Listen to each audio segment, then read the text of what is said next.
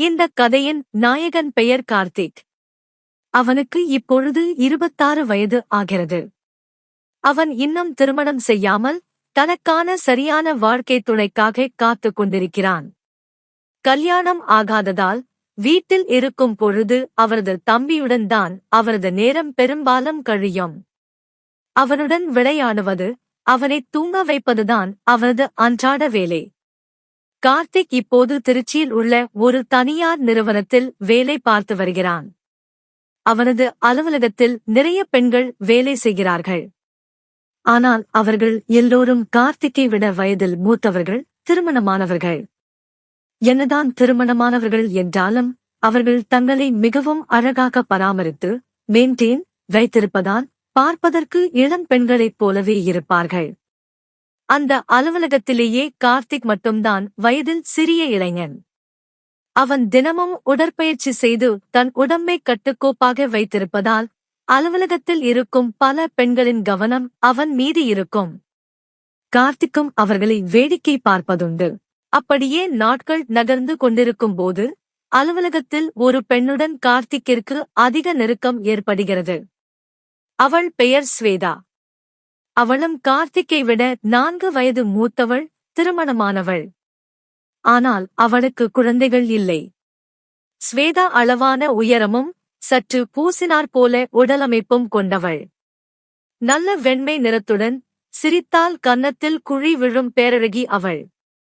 ஸ்வேதா எப்பொழுது பார்த்தாலும் கார்த்திக்கிடம் தன் கணவரைப் பற்றிய குறைகளையே சொல்லிக் கொண்டிருப்பாள். அவளது கணவரால் அவளது ஆசைகளையும் உணர்வுகளையும் புரிந்து கொள்ள முடியவில்லையாம். அவளது கணவர் அவளை விட 15 வயது மூத்தவர் என்பதால் அவர்களுக்குள் அலைவரிசை ஒத்துப்போகவில்லை போலிருக்கிறது. ஸ்வேதா தன் அலுவலக நேரத்தில் பெரும்பகுதியே கார்த்திக்குடனேயே செலவிடுவாள். ஒரு நாள் கார்த்திக் அவளிடம், "உங்களுடையது காதல் திருமணமா?" என்று கேட்க, அவளோ கோபமாக, "ஆமாம், அதற்குத்தான் இப்பொழுது குறைச்சல். எங்களைப் பார்த்தால் காதல் திருமணம் செய்தவர்கள் மாதிரியாயிருக்கிறது" என்றாள். கார்த்திக் விடாமல், "குடும்பத்தில் எப்படியும் புகைப்படம் காட்டியிருப்பார்கள் அல்லவா? அதை பார்த்த பிறகும் எப்படி சம்மதித்தீர்கள்?" என்று கேட்க, அவள் தன் கதையைச் சொல்லத் தொடங்கினாள். அவளது கணவர் அவளது சொந்த தாய்மாமன்தான். அவளது குடும்பம் கடனில் கஷ்டப்பட்டுக் கொண்டிருந்த போது அவர்தான் பண உதவி செய்து காப்பாற்றியிருக்கிறார். மேலும் அவருக்கு 35 வயதை தாண்டியும் வெளியே எங்குமே பெண் கிடைக்காததால் அவளது தாயார் வற்புறுத்தி இந்த திருமணத்தை முடித்து வைத்துள்ளார். ஆனால் ஸ்வேதாவிற்கு அந்த வாழ்க்கையில் கொஞ்சம் கூட விருப்பமில்லை. கார்த்திக் அவளுக்கு ஆறுதலாக பேச பேச இருவருக்குள்ளும் நெருக்கம் அதிகரித்து வார இறுதி நாட்களில் வெளியே சுற்றித் திரியத் தொடங்கினார்கள். ஒருமுறை ஸ்வேதா தன் கணவரிடம் அலுவலக வேலை என்று போய் சொல்லிவிட்டு கார்த்திக்குடன் ஏற்காட்டிற்கு பயணம் செய்தாள். அங்கு ஒரு விடுதியில் தங்கி ஊரையெல்லாம் சுற்றி பார்த்துவிட்டு அறைக்கு திரும்பிய போது எதிர்பாராத விதமாக இருவருக்குள்ளும் ஒரு தார்மீக நெருக்கம் உருவானது. ஸ்வேதாதான் இதில் அதிக ஆர்வம் காட்டினாள். அவர்கள் அங்கு 3 நாட்கள் தங்கியிருந்தார்கள். அந்த 3 நாட்களுமே அவர்களின் எல்லை மீறிய உறவு நீடித்தது. பின்னர் அவர்கள் ஊருக்கு திரும்பிய பிறகும் அலுவலகத்தில் மற்றவர்கள் சென்ற பிறகு தங்களின் இரகசிய விளையாட்டை தொடர்ந்தார்கள்.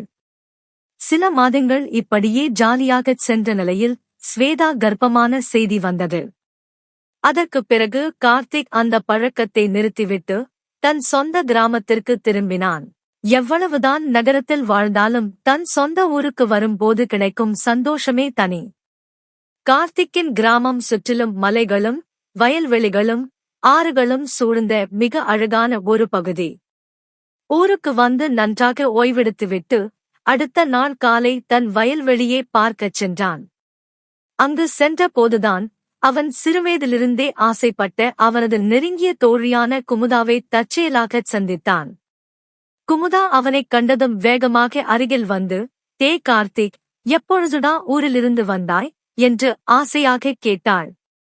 கார்த்திக் முதலில் அவளை அடையாளம் தெரியாதது போல காட்டிக்கொண்டு, "நீங்கள் யார்?" என்று கேட்க, அவளோ சிரித்துக் கொண்டே, "டே, நான்தான் உன் தோழி குமுதாடா" என்றாள். கார்த்திக் ஆச்சரியத்துடன், "குமுதா, நீயா இது?" என்னடி இப்படி அடையாளம் தெரியாமல் மாறிவிட்டாய் என்றான். குமுதா அளவான உயரமும் நீண்ட முகமும் மீன் போன்ற கண்களும் கொண்ட ஒரு அக்மார் கிராமத்து தேவதையைப் போல அழகாக இருந்தாள். இருவரும் பழைய நினைவுகளைப் பேசி மகிழ்ந்தார்கள். கார்த்திக் அவளது வாழ்க்கையைப் பற்றி கேட்க, அவளோ சோகமாக, நீ நகரத்திற்குச் சென்ற பிறகு எனக்கு இங்கே பேசுவதற்கு கூட ஆள் இல்லாமல் தனிமையாகிவிட்டது என்று வருத்தப்பட்டாள்.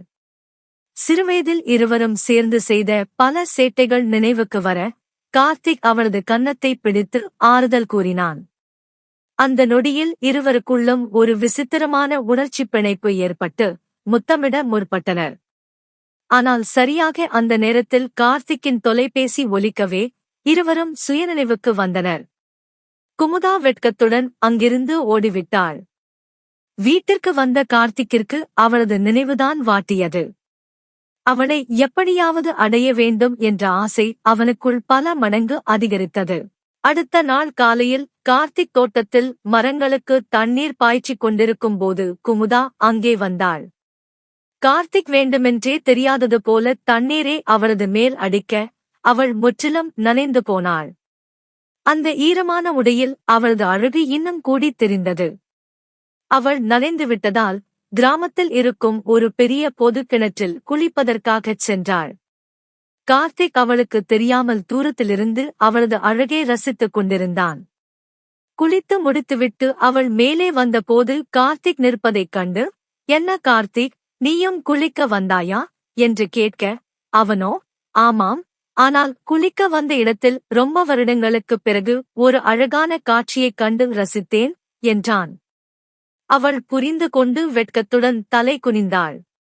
அவளது வெட்கம் அவனுக்குள் ஆசையை தூண்ட, இன்று இரவு 9 மணிக்கு நமது மாந்தோப்பிற்கு வா என்று கார்த்திக் அழைக்க, அவளும் மறுப்பு ஏதும் சொல்லாமல் சம்மதித்துவிட்டுச் சென்றாள். கார்த்திக் இரவே தோப்பிற்குச் சென்று அனைத்து ஏற்பாடுகளையும் செய்துவிட்டு நமக்காக காத்திருந்தான். சொன்னபடி குமுதா மஞ்சள் நிறப்புடவை அணிந்து, தலையில் மல்லிகைப் பூ வைத்து தேவதை போல வந்தாள். அவளைக் கண்டதும் கார்த்திக்கால் கட்டுப்பாட்டுடன் இருக்க முடியவில்லை. இருவரும் அணைத்துக் கொள்ள, அந்த மாந்தோப்பில் அவர்களின் உணர்ச்சிகரமான விளையாட்டு அரங்கேறியது. அதன் பின்னர் கார்த்திக் வேலைக்காக சென்னைக்குச் சென்று விட்டாலும், எப்பொழுதெல்லாம் கிராமத்திற்கு வருகிறானோ அப்பொழுதெல்லாம் குமுதாவுடனான அவனது இந்த இரகசிய உறவு தொடர்ந்து கொண்டே இருந்தது.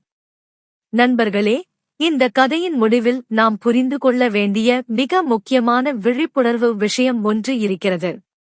வாழ்க்கையில் சில சந்திப்புகள் நமக்கு மறக்க முடியாத அழகான நினைவுகளை கொடுக்கலாம்.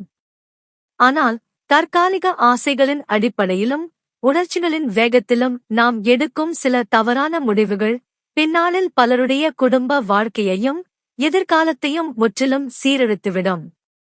எந்தவொரு உறவாக இருந்தாலும் அதில் உண்மையும் நம்பிக்கையும் நேர்மையும் பொறுப்புணர்ச்சியும் மிகவும் முக்கியம். கடந்த கால நினைவுகள் எவ்வளவு அழகாக இருந்தாலும் எதிர்கால வாழ்க்கையை சரியான தார்மீக வழியில் கொண்டு செல்வதுதான் ஒரு மனிதனின் உண்மையான வெற்றி.